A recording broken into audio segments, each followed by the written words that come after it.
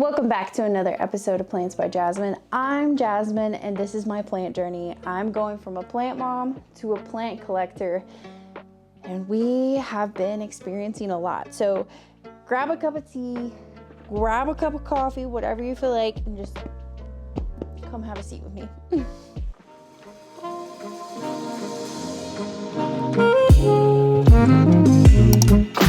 I hope you grabbed your cup of coffee. I also would like to just state that if this camera is a little wonky and I'm off to the side, I did everything I could.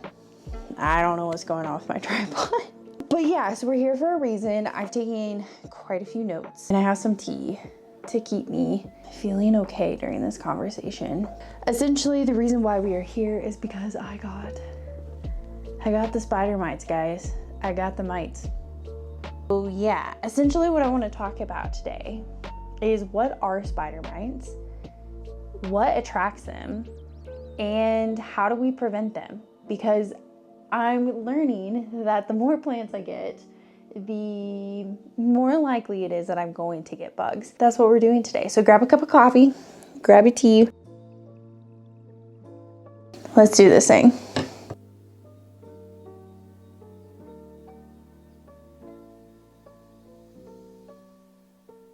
So over the weekend, I spent some time doing a few plant chores and cleaning up my plants. And then I also did some cleanup for my Mickey Mouse Alocasia. If you watched my May plant chores video, you know that my Alocasia got spider mites. And so, as you heard in the intro, I decided to do a little bit about what are spider mites, because I didn't really know a whole lot about them.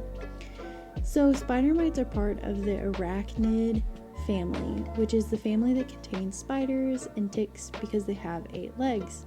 But it also includes mites because they have 8 legs as well. What is interesting about spider mites is their life cycle, as it can occur within 2 weeks and they can live up to 30 days.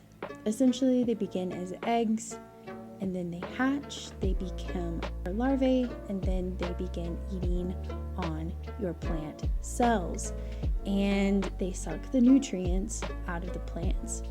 They molt a few times where they go through a series of nymph phases, so a proto-nymph and a pseudo-nymph, and then they become full-grown adults and they start the process all over again. So it can happen pretty quickly. And here I'm just showing you all the damage that was done to my Mickey Mouse Alocasia. You can see that they like to lay their eggs on the underside of plant leaves, and that's why they give off that almost dirty, dusty appearance. So I decided just to go ahead and chop it, because with their life cycle being so short, that means generations are already all over this Alocasia, and I didn't want to risk it on any of my other plants. I think it's really important to understand how spider mites get into your house and why do they get in. So they can come into your house on your clothes, they can come into your house on your pets if they go outside, they can come in through the window, just blowing in through the wind, and they can also crawl around. They can also come in on fresh cut flowers or vegetables, and of course those brand new plants that you bring from the nursery. So it's important to always check those brand new plants to make sure that they don't have any type of pest living on them. But the reason why they end up at your house may be because they are attracted to dry and hot environments that you have. You know, when we have our grow lights on, when it's winter time, it can get a little more dry and it can get very hot. And so you're going to start seeing upticks in spider mites typically, spring to summer and into the fall as we start turning on our heat in the fall. So it's really important to keep your environment moist and cool to be a deterrent from spider mites. but also they're attracted to dirty leaves. So it's important to always clean up your leaves so that you can make sure that you don't have spider mites, because as I said, they look dusty. So making sure that you clean your leaves on a monthly basis, make sure that you are, spraying for pests, be it just in-home spray that you make, or it could be pestilence that you bring to keep pests out of there. But I think it's very important that you try pesticides or insecticides out on one leaf per plant before you spray it on the entire plant, so that you don't lose the whole thing due to a very harsh chemical. And then you can also use, if you have a lot of plants, your beneficial insects like lacewing larvae, or you can also use ladybugs or anything like that. I don't have a ton of plants yet, so I have not invested in beneficial bugs. So right now in the video, I'm cleaning off my Alocasia cuprea because it was near my Mickey Mouse Alocasia when I first brought them into my collection, and I just want to ensure that it doesn't get spider mites. It does have thicker leaves. Spider mites are really attracted to thin, broad leaves, so I'm hoping that they are less attracted to the cuprea, but you never know, and I just want to be cautious. So I've been watching this every few days. I check it and I clean it just to ensure that I'm killing off any generations that might have come up, if any at all. So earlier I was also snipping off my Mickey Mouse Alocasia. I just decided to do away with the entire thing. Some of the leaves looked a little bit healthier, but I didn't even want to risk it, as I said earlier, with all of my other new plants in my house. One thing that I didn't go over is how to recognize that you have spider mites, and that's kind of a really important part of this video, so let's talk about it now. There are a few indicators that you have spider mites. One of those is that your plant leaves look dusty, which I've mentioned several times already. So ensuring that you are cleaning your leaves on a monthly basis is important so that you can maintain not only photosynthesis, but pests that may come up as well. You can tell that you have spider mites if you dust off your leaves with a paper towel or your fingers and you get like red, green, or yellow marks that come off, because spider mites are easily crushed and they can leave residue.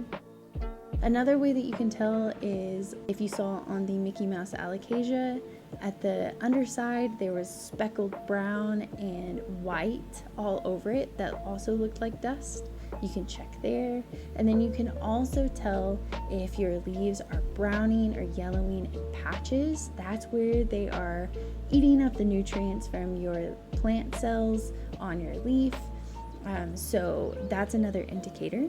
Another indicator would be tiny spider-like webs. So they're different from regular spider webs in that spider mite webs don't stretch long distances in an effort to catch prey.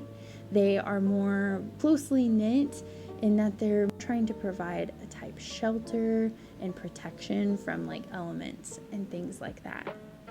So looking out for the tiny spider mite webs, as well as dusty leaves, yellowing, browning leaves, and blotches. Those are just a few ways that you can tell that you have spider mites. It's really important to catch them early on because they can become a problem so quickly because they do reproduce so fast. It is also important so that you can save all the other plants around the infected plant to ensure that the infestation doesn't grow.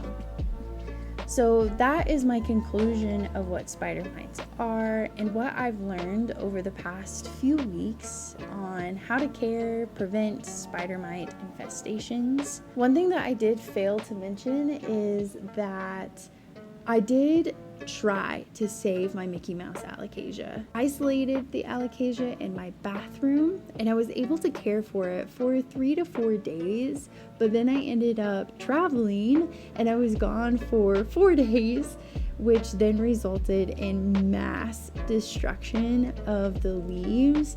And that's when I just decided, all right, it's time to just go ahead and retry. If you're familiar with alocasias, you know that they have bulbs, and if your bulb and your roots are healthy, it should grow back just fine. So I'm really hoping that, this being my first time, that my Mickey Mouse Alocasia grows back within, this year. But anyway, that's the video. So I hope you enjoy the rest of the plant chores that I did over the weekend.